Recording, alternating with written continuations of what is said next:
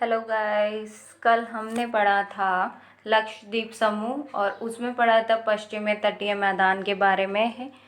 और आज हम पढ़ेंगे मालाबार तटीय मैदान, जो कि पश्चिमी तटीय मैदान का ही एक हिस्सा है। इसके अंदर हम पढ़ते हैं पश्च जल के बारे में। पश्च जल आप जानते हैं क्या होता है? पश्च जल का मतलब होता है कि किसी नदी की मुख्य धारा से पृथक हुआ जलीय क्षेत्र जो प्राय नदी से संलग्न रहता है, किंतु नदी प्रवाह का प्रभाव बहुत कम होता है। पश्च जल का मतलब ये होता है कि नदी का ही हिस्सा है, लेकिन इसका जो प्रवाह, नदी का जो प्रवाह है वो इस पर बहुत ही कम होता है। ठीक है। मालाबार तटीय क्षेत्र में दलदली भाग भी होता है, जिसको हम कयाल या लेगून कहते हैं। ओके। सबसे बड़ा लेगून हमारे है वेमनाथ, जो कि कहाँ पर है? केरला में। जो कि कहाँ पर है? केरला के अंदर। अब पूर्वी तटीय मैदान के बारे में हम पढ़ते हैं। पूर्वी तटीय मैदान का है, जो पूर्वी तटीय मैदान है वो 3 प्रकार के होते हैं: उत्कल का तटीय मैदान, आंध्रा का तटीय मैदान, कोरोमंडल का तटीय मैदान। उत्कल का तटीय मैदान कहाँ से कहाँ तक है? गंगा ब्रह्मपुत्र से महानदी तक।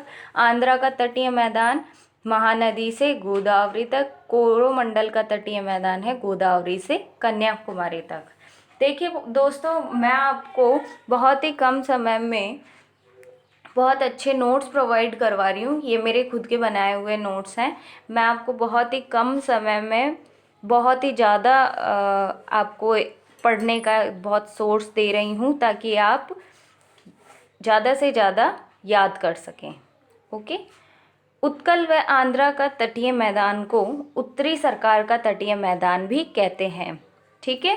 जो उत्कल व आंध्रा का तटीय मैदान है उसको हम क्या कहेंगे? उत्तरी सरकार का तटीय मैदान। अब हम इसको मानचित्र से समझते हैं। जैसे यहाँ पर है, ये हमने पार्ट ले लिया, इसको हम बोलेंगे उत्कल। उत्कल का तटीय मैदान ये कहाँ से? गंगा ब्रह्मपुत्र से महानदी तक।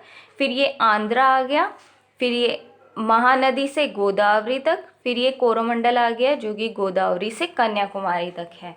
ओके। अब हम आगे बढ़ते हैं। कोरोमंडल। कोरोमंडल जो है दक्षिण भारत का गौरव कहलाता है। कोरोमंडल क्षेत्रफल की दृष्टि से सबसे बड़ा भाग है। कोरोमंडल दक्षिण पश्चिमी मानसून और उत्तर पूर्वी मानसून दोनों से वर्षा करता है। ठीक है।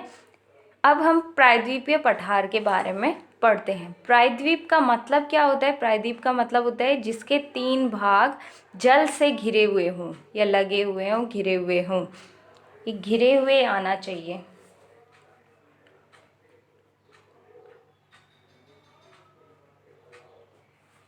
ओके।